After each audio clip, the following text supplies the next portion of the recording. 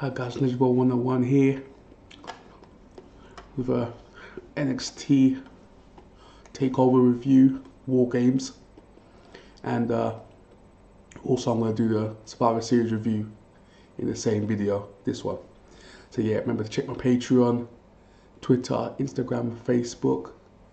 It's all going to be down there in the description box below. Yeah, so let's get started this takeover.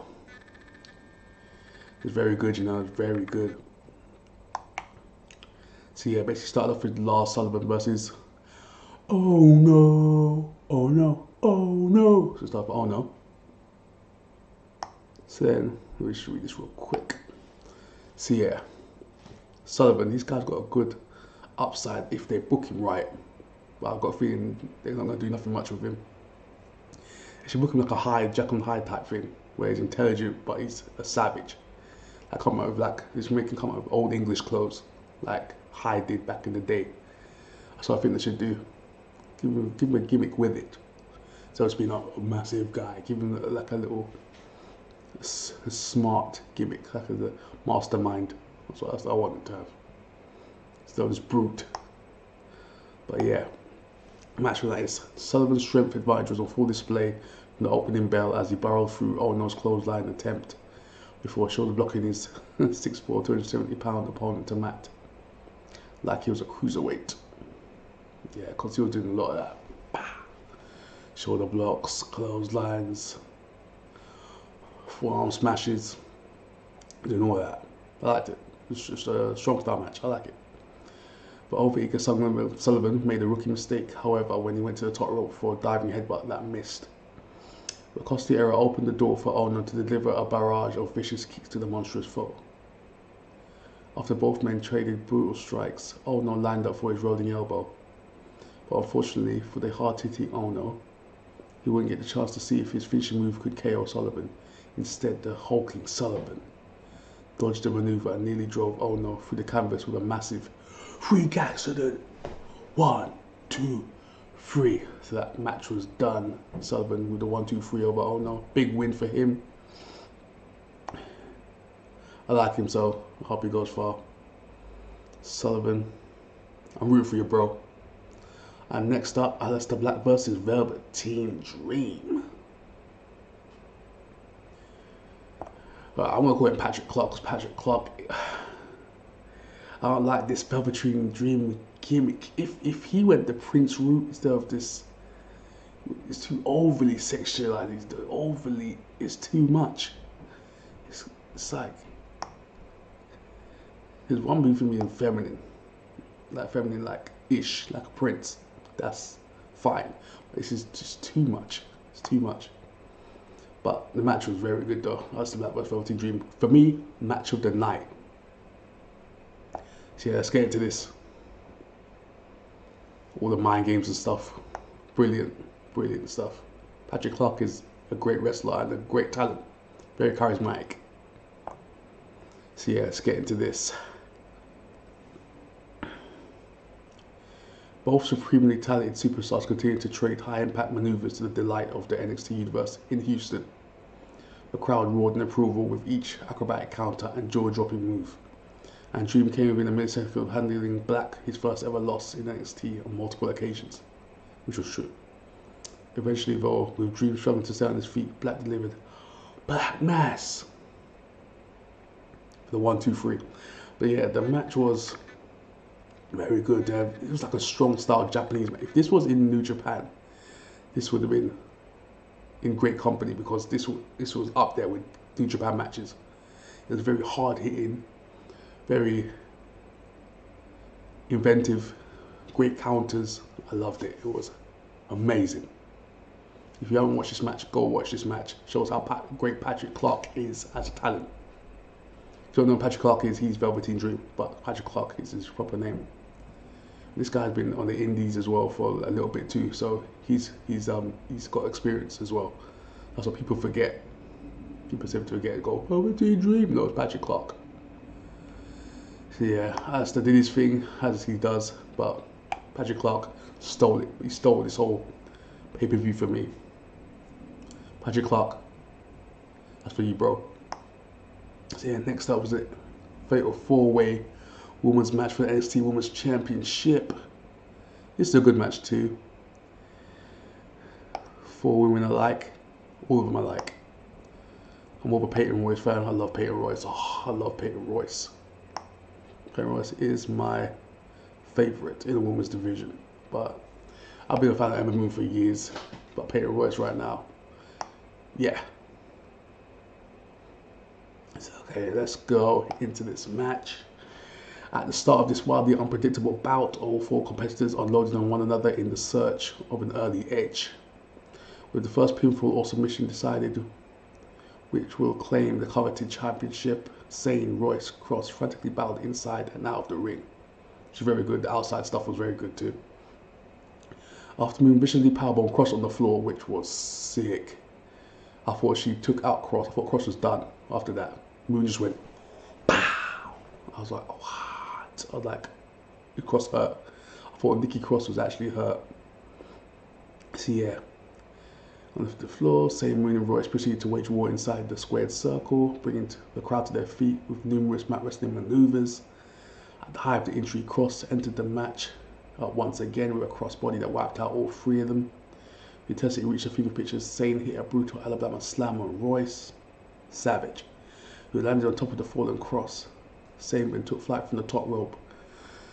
The diving elbow. I love Sane's elbows. It's so great. But Moon managed to break up the pinfall. Following a frantic back and forth, Moon climbed the top rope, nailing her spectacular Eclipse finish on both Cross and Royce at the same time. Could have been better, a bit sloppy, but it was something very, very creative, so I liked it. Moon then covered the fallen Cross for the pinfall and the victory in Texas. Yes, so Moon is your champion. She is our champion, guys. So yeah, very happy for Ember Moon. I'm watching her for years on the indies, everywhere. Massive fan. So yeah, now we get to the main event. Andrade Cien Almas versus McIntyre for the NXT title with Zelina Vega ringside. So yeah, let's get into this. I'm a Cien Almas fan. I'm an Ingo Bernabé's fan.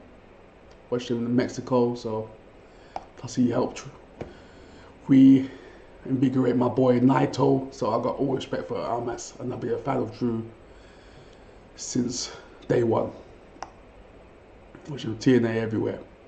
So yeah, massive fan. Let's get into this.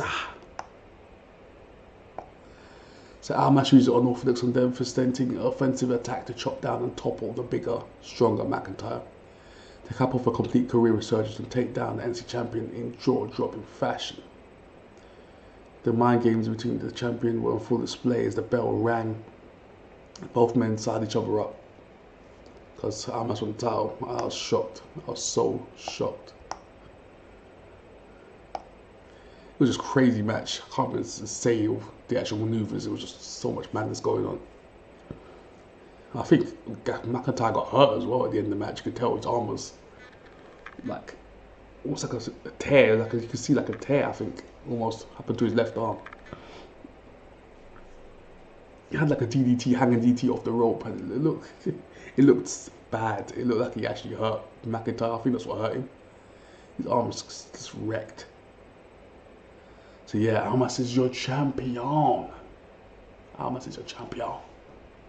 El Campeón. Happy for Cien Almas, Zelina Vega, straight savage. Oh yeah, I forgot to say Zelina Vega jumped in the ring and hit like a Kalisto Hurricane Driver on McIntyre to set up Almas for the win. So that was good. I like that. Zelina Vega, great talent. For just TNA, so great talent. What we got here now? The last match, Undisputed Era versus Sanity versus Authors of Pain and Roderick Strong. So, Wargames match. I didn't really like this match, to be honest. There's too much going on, and I didn't really like the talents in the ring. I've never been a fan of Adam Cole never did. I don't like his style of wrestling. I like everything else except for Adam Cole.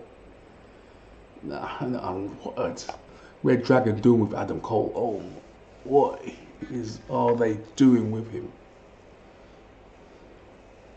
Should have came with their own Red Dragon, just taking up the tag team division. Adam Cole could do what the heck he wants to do somewhere else. I don't want him anywhere near Red Dragon. He can chill somewhere else. Lower card. I don't care about Adam Cole. Never did, never will. Overrated. So yeah, his team won. Adam Cole picks up the victory. La-di-da. As you can tell, I'm not a Undisputed fan. Right. Undisputed Era fan, I should say. Because Adam Cole's the leader, I will not like his faction. As long as Adam Cole's the leader, I will not like his faction. I wanted Sanity to win. Eric Young to get a massive win. That's all I wanted to happen, but didn't happen. So yeah, that's NXT Takeover. Wargames done. So yeah, let's get on to Survivor Series. If you're still with me, remember, check out my Patreon, Twitter, Instagram, Facebook. Oh yeah, donate to Patreon, guys. I need the money. Yes, come on. I need the money. To help me get a better setup here, give you better content, more professional content. Make a better experience for you guys. So yeah, I'd like to check out my Patreon and donate there. So yeah, let's get into Survivor Series. Okay, let's do this. I'm not going to talk about the pre-show, guys. I'm just talking about the main show. Let's talk about that. So yeah, let's get into this.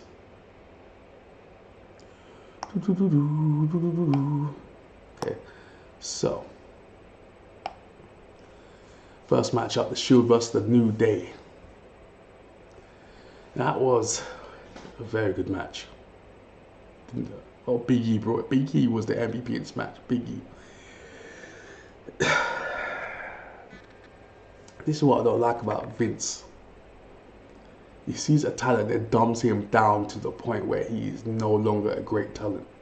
Someone like Big E should be thriving right now. He should be on the main event. He should be the main event of all these shows right now. He should be by himself. No New Day, no Kofi, no Xavier Woods, no. Big E should be going for that title. He should be doing this fruitcake stuff. He should be doing none of that. Nah. He's gyrating. No. He should be world champion by now. He should be. But alas, he's with the New Day. So yeah, the Shield defeat the New Day. Good match though, good match, but it's the wasted potential. Oh my days, Big E. Shield defeat the New Day with a powerbomb from the second rope. Triple assisted powerbomb, by the way. A new one to take out the New Day. So yeah, Raw's 1-up at this point. So yeah, match 2. Team Raw defeat Team SmackDown in the women's 5-on-5. The way this match went was very weird. Becky Lynch got eliminated first. I was like, huh? That doesn't make any sense. It doesn't make any sense, right? Really? I was like, what? Doesn't make any sense at all. See, Asuka took out, who's the last two? Tamina and Natalya back to back. Asuka looking strong, which I liked. But it was very obvious where that match was going, to be honest. As soon as Asuka was in that match, I was like, Asuka's by herself. I'm like, yeah, she's going to take all of them out by herself. So yeah, thumbs up to Asuka. My girl Asuka. Bringing it home for Raw, so that's 2-0 up. Raw's 2 up at this point. So then we got next, United States Champion Baron versus Intercontinental Champion The Miz. So yeah, Baron wins this match with the End of Days. It's a decent match. Miz is so underrated as a worker and a talent, to be honest. Corbin still improving.